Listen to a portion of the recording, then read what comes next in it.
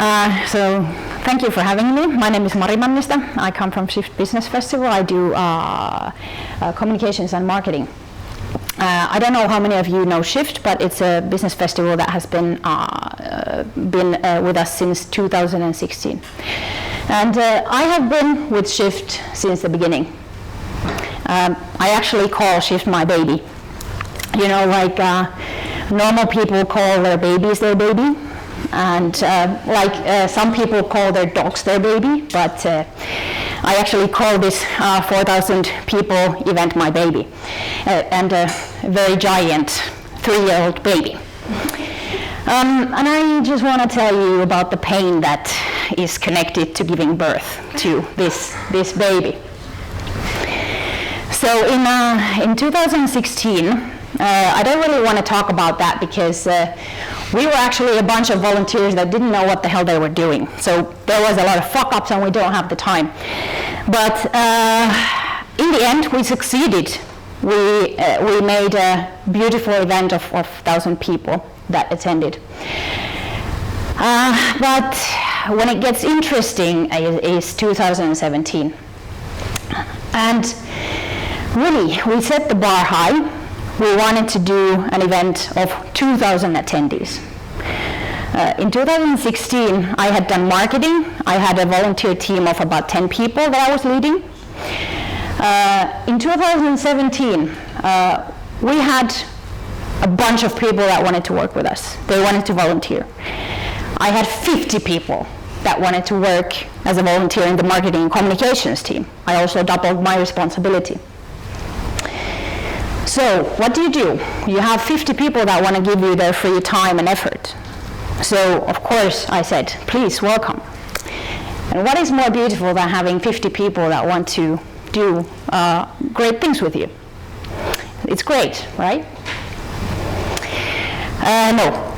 So what happened was that all of a sudden I had these great people here that wanted to do a lot of things, and they had different skill sets and they had different learning points that they wanted to achieve.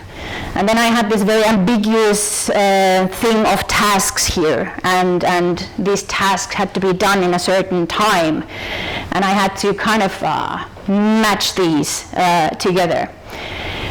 And in the end, I failed to find leaders in my team. So I ended up in this position where I was the straight leader of each and every one of these people, trying to give them some meaningful tasks that they could do for us.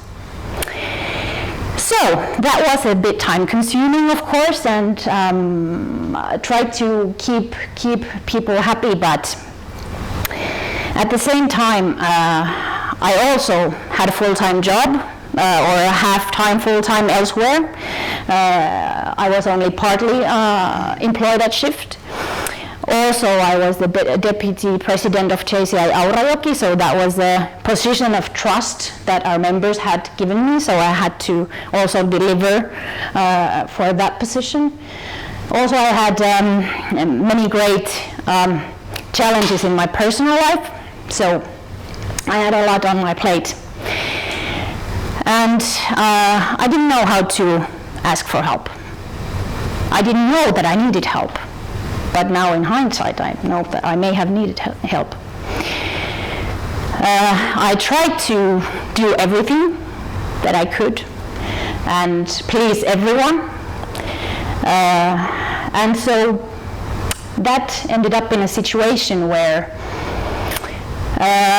we made a great event happen once again. And I'm grateful for everyone that gave their time to my team and to myself. But after the event,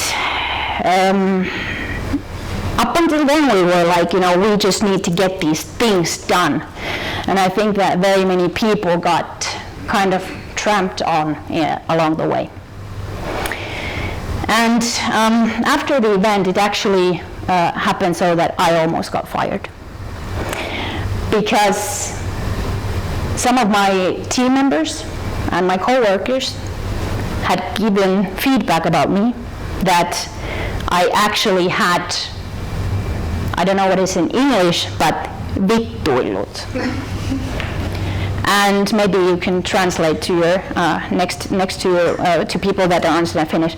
But and that's definitely something that you don't want to hear. And that was something that I said, okay, maybe that was just one person and it was a misunderstanding. I could not remember a certain or a single point where I could say, yes, this is the time what I can improve and I can do better next time. So you can see that that is a bit of a bad situation where you cannot recognize yourself and the things that you had done, that people had seen that you were vittuillut to them. So you don't know what you can do better. So then I took a little break because at that time it was not possible to be employed at shift for a full year. And I actually went to JCI Academy for the deputy presidents in Sweden. And there we actually made a lot of teamwork under hard pressure. We also made this insights profile, which is like a personality profile, which tells you your own personality type, and then also you know your teammates' personality types. And I don't know how many of you know Insight, but I am very strongly a red person and a yellow person. So I am an executor, and I am also kind of an enthusiast. So I do a lot of new things really quickly, might not follow through all the time. And also my red side is telling me that this is where we need to go and we need to go there fast and now, and everyone else needs to follow. And this is something that I learned during that academy. There was this one stressful situation where we were working with the team. We had spoken together. We were like, okay, this is what we need to do. This is where we need to go. This is the way that we're going to do it. This is your task, and your task. So let's go. And then someone says, yeah, but should we go back to the thing that we discussed like 30 minutes ago? And let's go through it again and make sure that we're... I'm like, hey, no. We agreed on this. And let's go forward and so forth. So there was this kind of an escalation that we really needed to kind of, we pushed through again and we delivered. But then again, this academy is really greatly built so that we had these sessions afterwards for the team to reflect on what happened. So at that time, with the discussion, I really discovered that the way that is natural for me to feel stressed about. I'm very stressed that we need to go forward, and that's my kind of personality type that actually comes through in a very stressful situation. But this other person, she was blue, which means that she was very analytical. She needs to know that every single detail has been taken into account when we make the decision. So she actually felt the same stress in that same situation that I felt about going forward. So she felt the same stress that we need to go back so that we definitely have taken into account every single detail. So I think this is a moment, exactly the moment that you really need to understand yourself. Because I know that maybe now, you say, yeah, okay, yeah, it seems legit, okay. But that's the time where I really understood that everyone in the world does not see the world the way that I do. And I really need to take into account different personality types, what is actually natural to each and every other people to react to certain situations. And I really understand many of my team members and so forth now even better.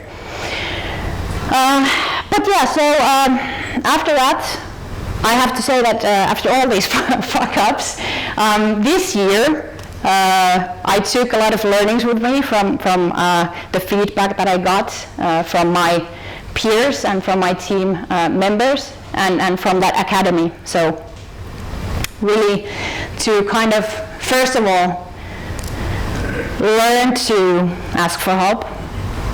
Learn that you really don't have to do it all by yourself, even though you may have promised to do so. Also understand people, that they're different people. Everyone doesn't think like you naturally.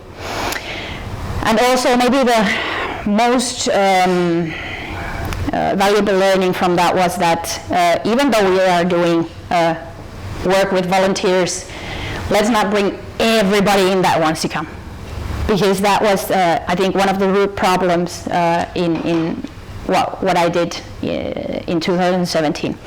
So, smaller team and also creating leaders under me so that I don't have to be the leader of 50 people at once, because that's not going to happen. But I'm grateful for the journey and all the fuck-ups. And thank you.